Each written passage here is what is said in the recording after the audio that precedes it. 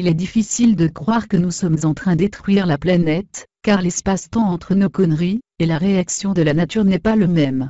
En détruisant notre écosystème, forêt, terres arables, système hydraulique, en prélevant au-dessus de ce que le milieu naturel est capable de fournir.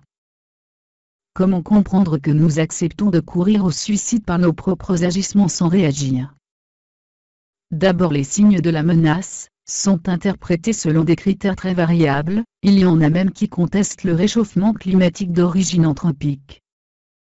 Ces menaces sont d'ailleurs souvent invisibles, on ne voit pas la teneur de l'air en gaz carbonique.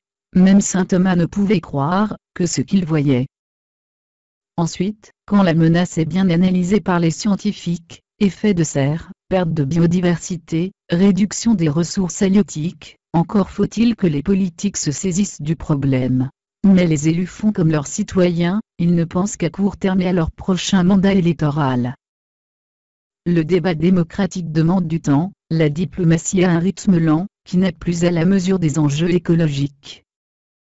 Enfin, le maintien des privilèges des uns, de la consommation de masse des peuples riches, et le désir de tous d'accéder à la marchandisation de l'existence fait en sorte que le changement de mode de vie ne peut être accepté que par une infime minorité de la population.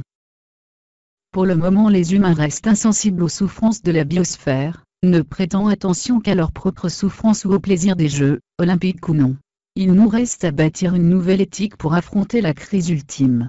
La conscience de notre propre intérêt, et de celui des générations futures, pourrait libérer notre pensée et notre action face au déterminisme environnemental.